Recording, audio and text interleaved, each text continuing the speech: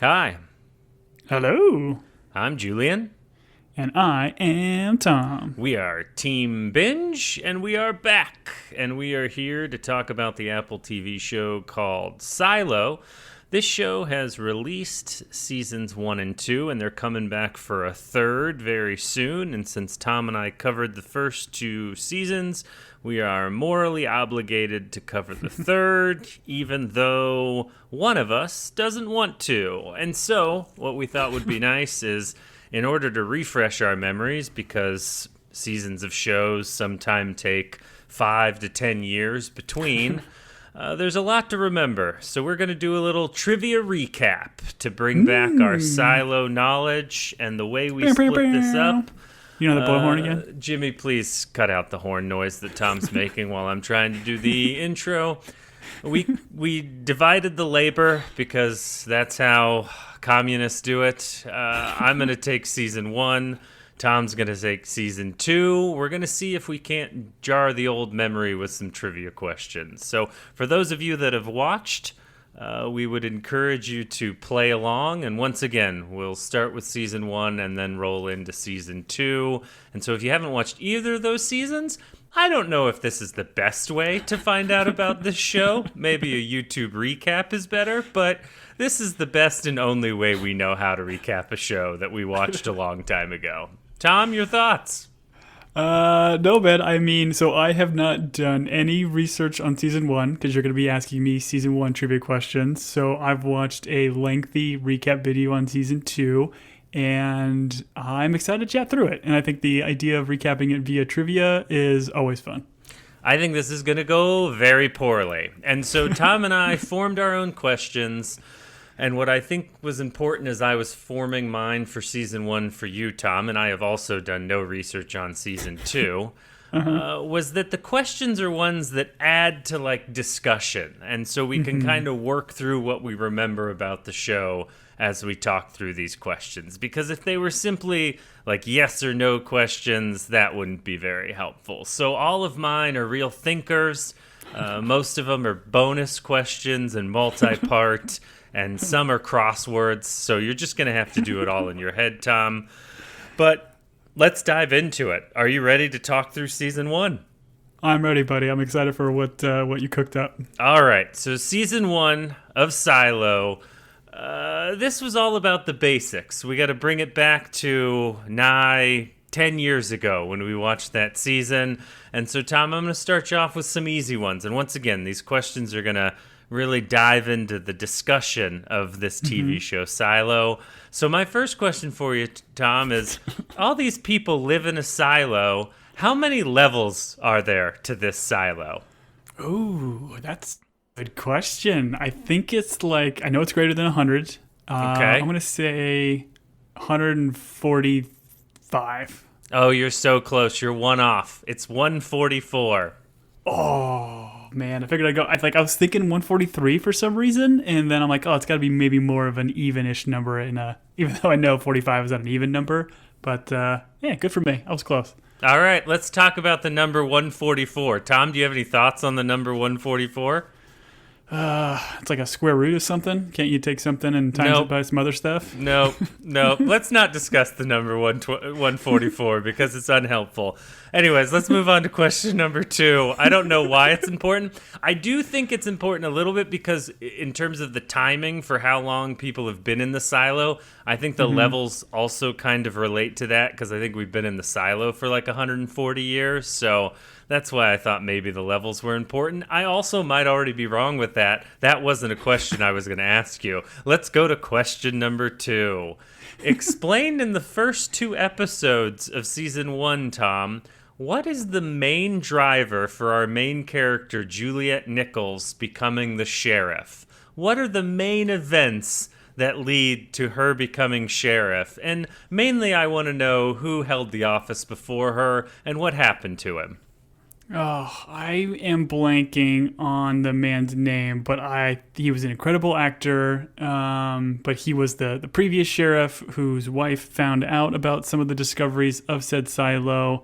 He's got hold of some of said mystery, And then I'm sorry, hold? What was that? Hold? It rhymes with hold? Holston, Holt? maybe? Holston? Holston? Sheriff Okay. Holston? Is that what you were trying to get at? Well, you just didn't let me finish. Sure. I was getting there. But yeah, so he had some like breadcrumbs and clues and a badge, I think. Some of this is stuff coming back to me. This is going to be brutal. His name was Sheriff Holston. He was married to his wife, Allison.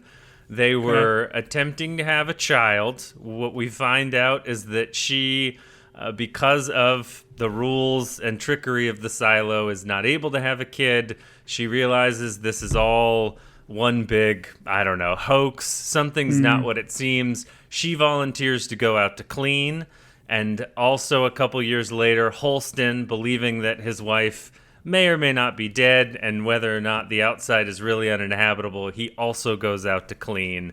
And this all leaves Juliet Nichols, our main character, his recommendation to become sheriff. And so she's left to unravel the mystery of the silo. And that's why we've got two lovely dead bodies outside the camera just embracing each other in death. So It's beautiful. It was beautiful. Poetic. thus far you have 0 right. I think I've asked you 3 questions Listen, and you've been wrong on all of them. I feel like your question of explain all the things that happened prior to her becoming sheriff, that's a tough question. No, you couldn't even remember the guy's name. I disagree. So you're 0 for 3. Congratulations, those of you that are listening that got those right. You're the real heroes. For what it's worth, I have read all of the books, and you've only read the first one. Yeah, so I'm an expert on the first one. And I still missed it. Yeah, good job. Way to not remember the main character, Sheriff Holston, who is Only now for a couple dead. chapters. We don't have to say spoilers at all during this whole process, right? The assumption is that we're not spoiling anything for anyone. All right, Season 1, Season 2 recap. Yeah, let's dive into prepare. question number 4, Tom. And this one, it's a very specific question, and I have a lot of faith in you. In Season 1, whose death really haunts Juliet and drives her storyline? It was her boo, George. George, her boo. And what was his last name, Tom? Jetson. Nope, No, George. His name was George. And what was his little hobby? What did he like to do around the silo? Wasn't he like an IT guy? Like he was. Yeah, but what did he like to find and collect, Tom? You're not supposed to. Yes, you're not supposed to collect relics, and he was a big relic fan. Yeah, one would argue that George deserved to die because one of the main rules is don't collect relics, and this guy couldn't keep his hands off of all of the relics. So It's like Pokemon. He's got to catch them all. he's got to catch them all. So George, Juliet's boo, his death haunts Juliet, and he was a guy that was collecting all these old things because you're not allowed to keep old things because the founders, after the revolution or the revolt, decided all the old things have to be destroyed. And so, do you remember the main relic that George finds that really drives Juliet's storyline? I do. I believe it was a duck Pez dispenser. Was the catalyst of a lot of the shenanigans. Yep, that's right. The Duck Pez dispenser, which he plugs into a computer and he reads all the drives off of it and all the files. That's right. The Duck Pez dispenser is by far the most important relic that George collects and holds on to, Tom.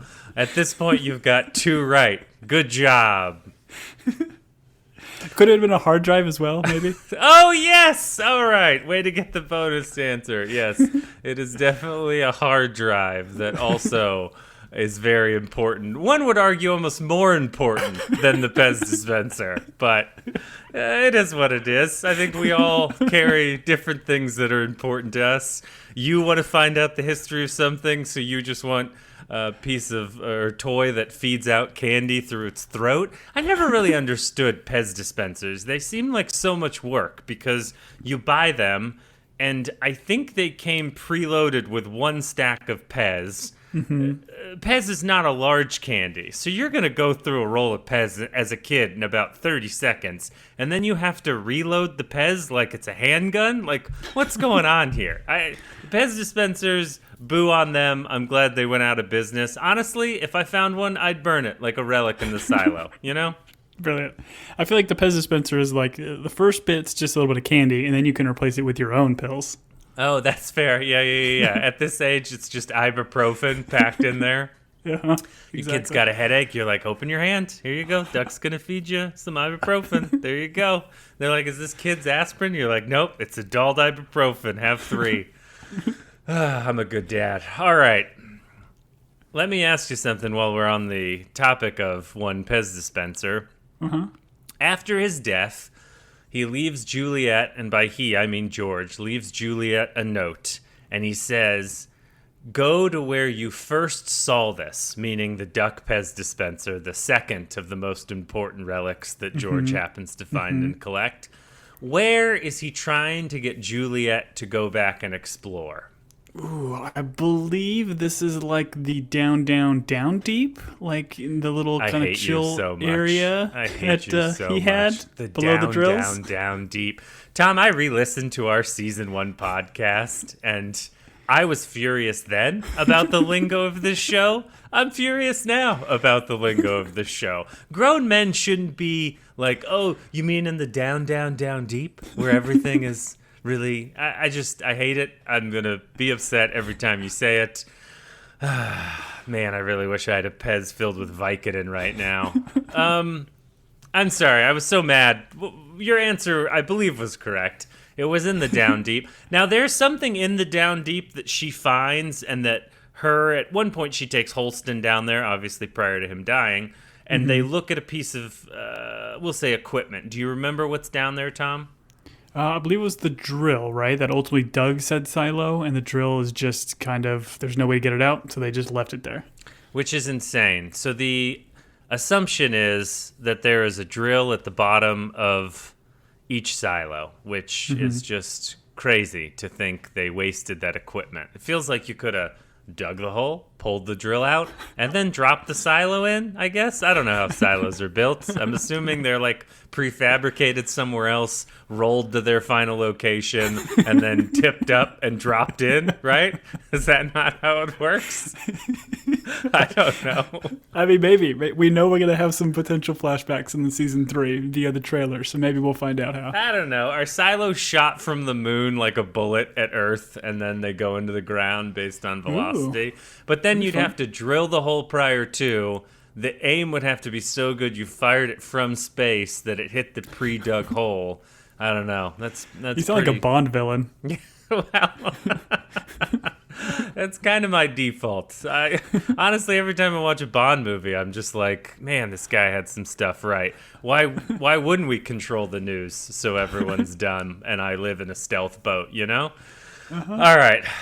I'll say you got that one right. So right now you're like 3 of 7, maybe. I don't know. We've quickly lost the plot. Tom, there are 2 police forces in the silo. 2 police forces. Can you name them? Ooh, they're the enforcers? The Raiders. They're the Raiders. They're the Los Angeles or Las Vegas Raiders? Nope, that's wrong. No? The enforcers, nor the Raiders. Can you name? I mean, there's 2 of them, Tom, and she's the sheriff, so maybe you could kind of go down that line, that maybe one of the police departments was called the sheriff's department, and then there's a second one. Tom, come on.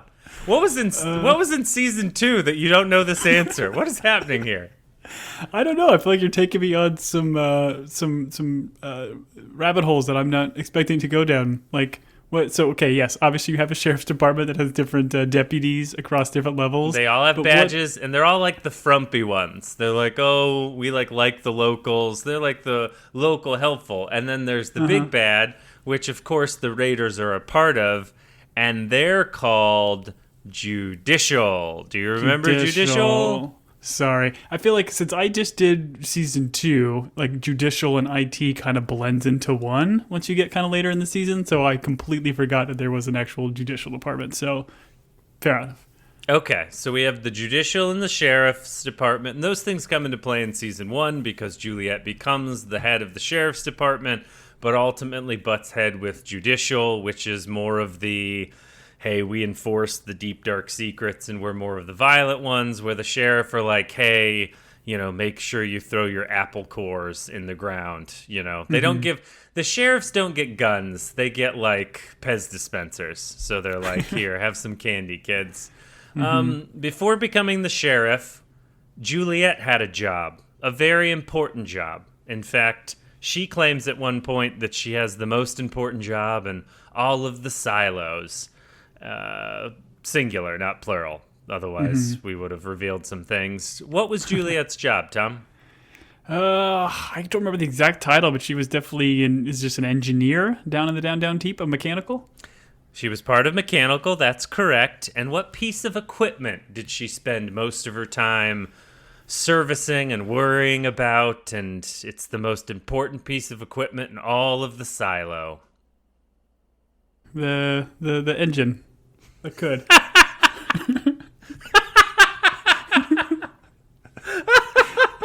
Tell me I'm wrong.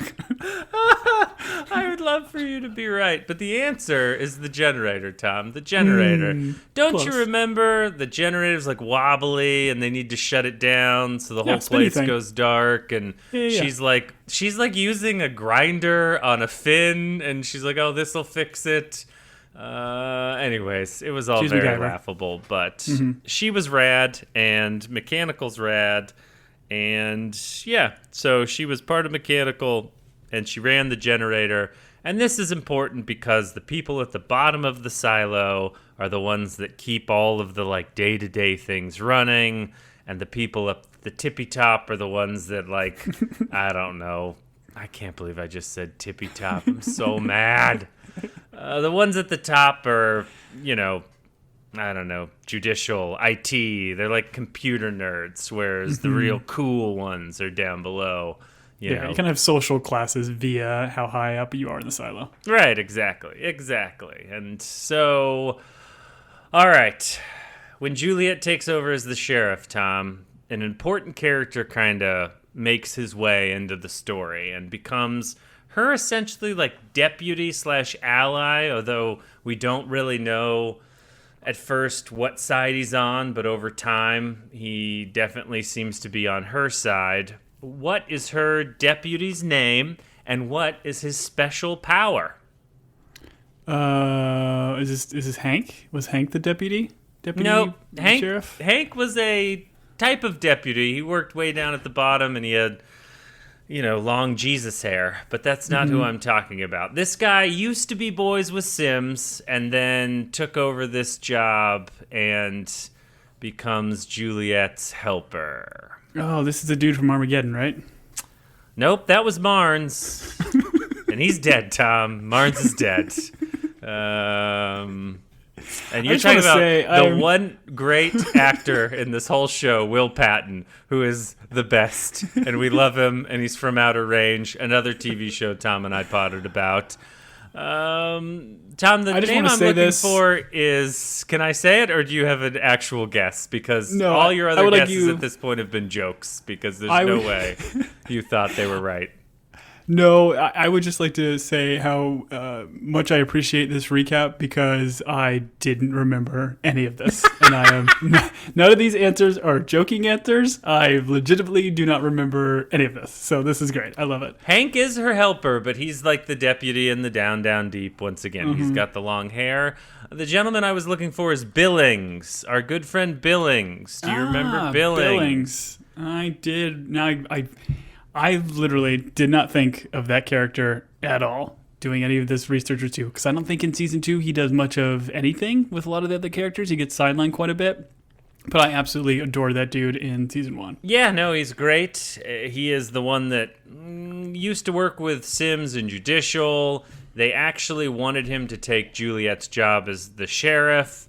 But in the end, Juliet gets the job and he joins her team, and he's supposed to be kind of Sims' spy.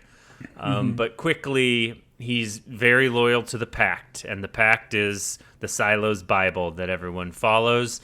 Tom, I don't know if you heard the second question, but I asked what was Billings' special power. He has a special power in season 1, and I would like you to name it. Special power. He's kind? Nope. That's not a special power. That's just a fake personality trait that people use when they don't have anything else nice to say about someone. He has the syndrome, Tom. His special power is he's the syndrome. So he's got some sort of weird silo disease that causes like his hand to shake, and there's like posters up that are like look for symptoms of the syndrome, and I don't actually think it comes into play in season 1, but they bring it up a bunch, and he's got it, and it seems to be debilitating at certain times. So, well, the whole idea is that he should, like, because he follows the pack like to the T, right? So he shouldn't technically be in his position if he has like the sign. So he's kind of trying to hide it, right?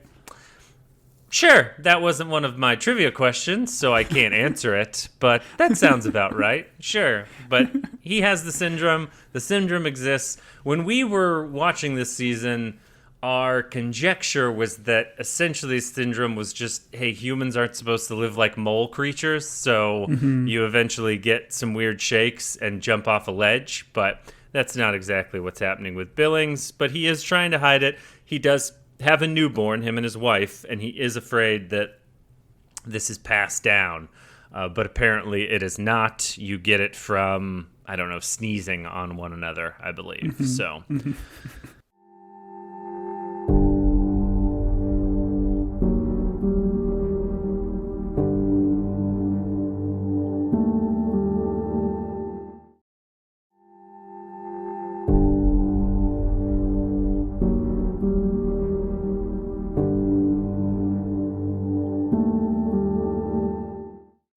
All right, this brings us to the middle of season 1, Tom. You've done a great job so far. I think you have 2 of 12 right. The mayor, the lovely, lovely mayor, and her beau, Deputy Marnes, played by the incredible Will Patton, the Oscar winner, Will Patton, the Grammy winner, Will Patton, the best owl hunter and owl... taxidermiest in the world. Once again, Outer Range, go watch it, folks. It's bananas. They're both killed, Tom, murdered, some would say, in cold blood, in warm blood first, and then it gets cold because they're dead, but they're both killed by the same man. Do you remember the name? I can't believe I asked this question. Based on all the other ones you didn't get, this is such a deep dive. There's absolutely no way you're going to remember this character's name.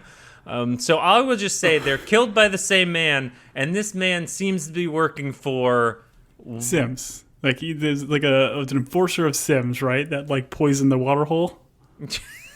No,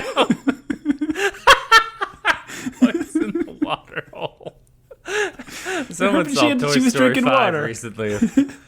Did she drink the water? That's how she died? She drinks with Marnes and is poisoned, and it is from a bottle that they believe was meant for Marnes, but they're secret lovers, and so they toast together, and she ends up dying, and then Marnes inevitably gets shotgunned by this gentleman, and this gentleman's name is Doug Trumbull, and you are correct, he works for Sims, who is one of the leaders of the judicial security team, and this is the episode where Will Patton, Deputy Marnes, and this guy struggle, and they end the episode with the guy having the gun on Marnes, and then the next episode, I think Will Patton had to be on an airplane somewhere because they just like kill him off screen, and it was his body was on the floor. Yeah, and they never should have killed Marnes. Justice for Marnes is what I say. But the mayor and Marnes both murdered by Doug Trumbull, who worked for Sims, and this is all important because they do try to pin this on Patrick Kennedy, who comes into play in later seasons and this season, and this leads to them trying to show that Juliet doesn't know what she's doing because they are trying to plant evidence on Patrick Kennedy so that she arrests the wrong person, and then she I mean, she's never been schooled or taught to be a sheriff, so one should argue, why are we expecting her to be good at murder solving? But, you know, I don't know how this all works. She's sheriff, and Deputy Marnes and the mayor, dead. Dead. Tom, do you remember how Doug Trumbull, who works for Sim, do you remember how he meets his demise and leaves this mortal coil? Did he go like silo diving? Oh, look, he's flying. Is Yep, that him? Sims tosses him off a rail because Sims, who is played by Common just miraculously and does a fabulous job, loves to throw people over railings. So he is murdered by Sims, and as we work through season 1, we continue to believe that Sims is super, super bad, and he is. This all leads us to, let's talk about relics, Tom. Relics, which we're not supposed to collect, and relics that some people collect and ultimately lead to their demise. Juliet is hunting for relics in order to find George's killer.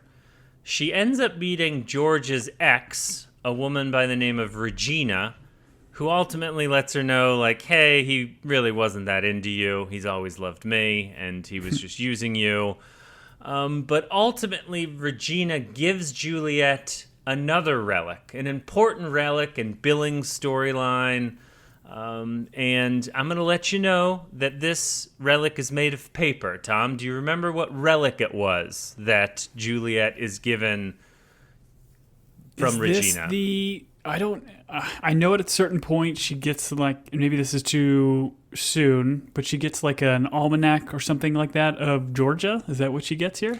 That is correct, Tom. She gets a book, and this book is called The Amazing Adventures of Georgia. And this is the first time in the show that I believe they're like, hey, this is happening in America. There used to be in America. There's now a silo.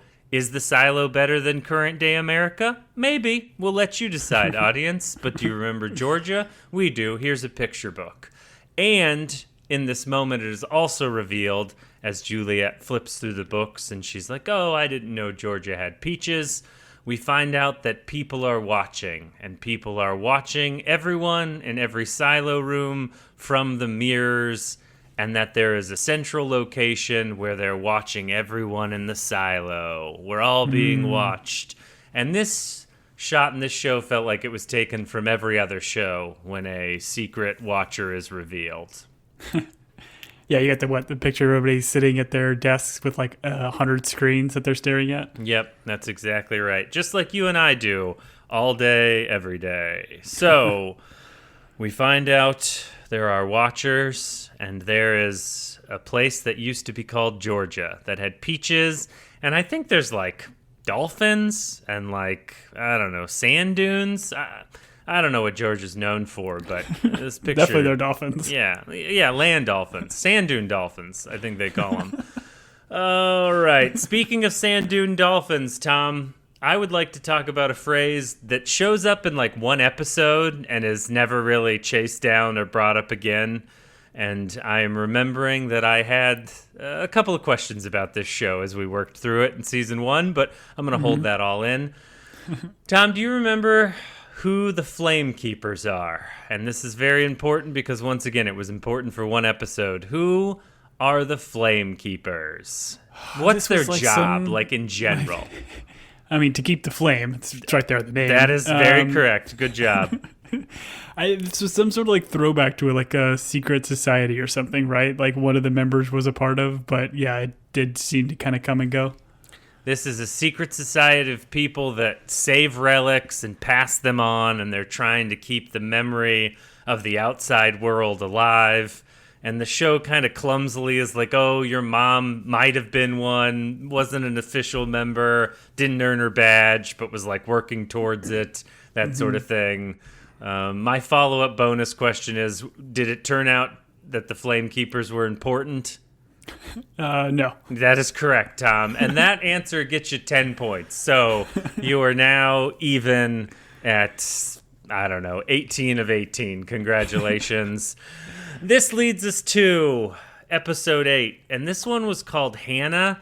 And I believe there was like a very deep dive, like Juliet as a child episode where we learned that her doctor daddy may or may not have turned in her mom.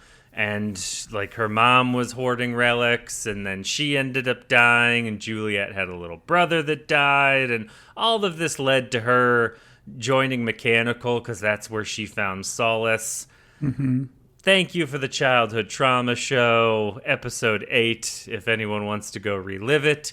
But the most important thing we find out in episode 8 is who is the biggest bad of them all, Tom, because it's not Sims. Someone else is pulling the strings, and in this one, it is revealed to be... Bernard. And what's his last name? Johnson. Bernard of IT, played by Tim Robbins so brilliantly. And I just want to recap my favorite scene in this whole television show, of which we have devoted hours and hours of our lives to, is at one point, Tim Robbins as Bernard pours booze into 2 cups, and he offers the other cup to like Juliet or like Billings or Sims, and everyone waves him off. And just in the most brilliant acting I've ever seen, he pours that cup into his own cup and drinks them both. And that will forever stick with me. It was brilliant. And Tim Robbins is just loving being Bernard in Silo as the head of IT and the big bad. I love everything he's doing. He was great. By the end of season 2, he's really fired up. I didn't even remember if he lived through season 1, so I'm glad that you've at least given that away. Hopefully none of your questions are, is Tim Robbins still alive in season 2? Because I would have gotten it wrong. But this all leads to her finding out that Juliet, that is, has been betrayed by Sims and Bernard, that they're both working together. She's like arrested, and then during that she escapes. And she escapes with the hard drive, and she ends up running downstairs because who wants to run upstairs? And she finally gets access to the hard drive with like Patrick Kennedy and his hacker buddy. And they discover 2 major things once they crack the hard drive, Tom. They're watching videos, and there are 2 videos that play of importance to the show as a whole. And I ask you, sir, do you remember what the 2 videos are that she discovers on the hard drive? One changes everything, and the other really is only important to Juliet. I know the one is the whole like concept of the screen is a lie, and like they What screen specifically, Tom? The screen that you would wear for your cleansing. You got to put on that fancy suit and go outside, and what they see is the video of the little beautiful flying V of birds outside and lovely grass and green. So now they think that the outside is that, but we find out later that the screen truly is the lie, and it's presenting what seems like a nice picture, but it's really a hexscape out there. So that is called the Jane Carmody video. That's what it is filed under. You are correct. She discovers that. And what I would argue is, if everyone always watches someone walk out clean and die, why put on the suit? Why put on the suit at all? If you're going to die, why go through the rigmarole of putting on that suit? Just walk out in plain clothes and die. Clean, die. Not that hard. Why are we? I don't like getting dressed. Do you like getting dressed, Tom? I don't. I'll be honest. Do you like having 3 other people dress you and tape your gloves onto your... No, you don't. Just go out and die. Go out and clean and die. It's not that hard. Don't put on the suit. Anyways. Well, we still don't know. Yeah, like the suit just keeps you alive long enough to clean. We don't know the extent of what's going on the outside. And we'll never know, and it'll never be revealed, and no one remembers any of it. So... The other video I just want to point out is she finds the video of George, and that George clearly loved her, has left her clues, and despite what that we'll call her mean woman Regina said, George truly did love Juliet. And you can't see it, but I'm like waving my finger and bobbing my head back and forth while I'm talking about Regina, who I do not care for. This all leads to, obviously, Juliet being on the run. During this time, she attempts to show that footage on the hard drive to the entire silo. She wants to, like, play it on the movie screens so that all these people can see that they're being lied to. And she's not real successful, but she also discovers how George truly died. And it's a little bit different than she assumes he's been murdered. But we find out that George dies in a very specific way. Tom, do you remember how George died? Did he get do some silo diving as well from somebody? He did do some silo diving himself, but the someone was not someone else. It was someone him. He jumped because he didn't want to be tortured and reveal what he knew about Juliet and the things that they had discovered together. So he decided, he waves at the camera, gives her a peace sign, says Forgot about that. always It's remember brutal. me, my name is George with a G. Boom. No greater love, than one that would give themselves up for their friend. So that's how George died. We found out he wasn't murdered. And my final question to you before the bonus question is, at the end of season 1, Juliet is sent out to clean. And as she is sent out to clean, she gets a note that her buddy down in the fix-it shop is going to help her out, and that she has provided something that will keep her safe when she goes out to clean. Do you remember what vital item was provided so that Juliet gets to live longer than those that have gone out to clean? She got the good tape, as opposed to the faulty tape that had been given to all prior cleaners. So her suit was able to last longer than others. She got the name brand duct tape rather than the dollar brand from McFrugal's, which I don't think McFrugal's exists. And honestly, I don't think McFrugal's is a store name. It's probably one you could get away with these days. I know the Scots are pretty litigious, so they'd probably go after them. But definitely, she gets the right heat tape. Tom, you were perfect. 20 for 20, which leads us to you can double or nothing for the bonus question and ultimately end up with 40 out of 20 points. How do you feel? I'm good. I'm going to leave the cash cab with what I Nope, have. we're going to go for it. So, Tom, there is a Viking tradition called Fruits to Fruits, which we discussed when we potted about season 1. And this is regarding burial traditions. Do you remember what the Viking tradition of Fruits to Fruits is? I have thoughts that are probably not safe for a podcast for children. So I'm going to say this is the concept and idea that you get buried underneath a fruit tree and your body decomposes and helps provide the fruit for the next generation. That's part of it. So, in the silo, they bury people in the apple orchard in order for their bodies to give back and continue to growing this fruit.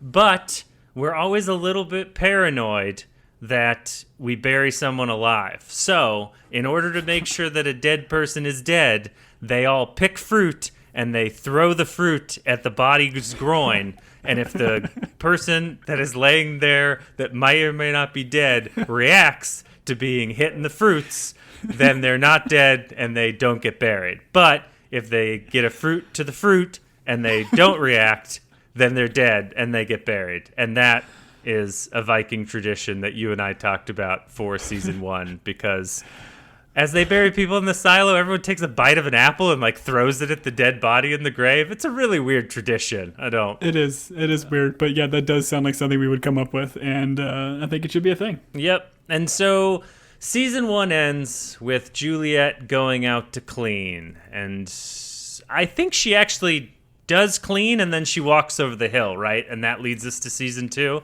Is that how season 1 ends? She holds up her cloth to the camera like she's gonna clean, and then just drops it and then walks away. But it was not dirty enough to the point where the people can still see her going over the ridge. Mic drop. Or sponge drop, or I don't know, Brillo pad drop. I don't know what the correct answer is. All right, and that concludes our recap of season 1 of Silo. Tom, do you feel recapified? I feel recapified. I also feel a little stupefied because I did not do a fantastic job. But I thank you, sir, for providing that in-depth update for season 1. And now I feel good about going into season 2 here. Well, I'm a little bit concerned that if you didn't know all this about season 1, how did season 2 make any sense to you? But I guess we'll find out. We're going to roll into a recap of season 2. For those of you that are listening, if this has been your first exposure to us, all I can say is that I'm sorry. And if you would be so lovely as to reach out to us at teambingepodcast@gmail.com, let us know how you did on this little trivia. Once again, it was out of 20. If you double or nothing and remembered the Viking tradition, you could get 40 points. If you cheat, you can get 50. So let us know your score. Obviously, we'll announce the winners on the next pod when we start season 3. If you would be so kind, if you have been listening to us for a while, if you've joined us from Widow's Bay, thank you for continuing on with us. Do please take the time, go on Spotify, rate the pod 5 stars, or go on Apple Podcasts, write a review, rate us 5 stars. We would appreciate it.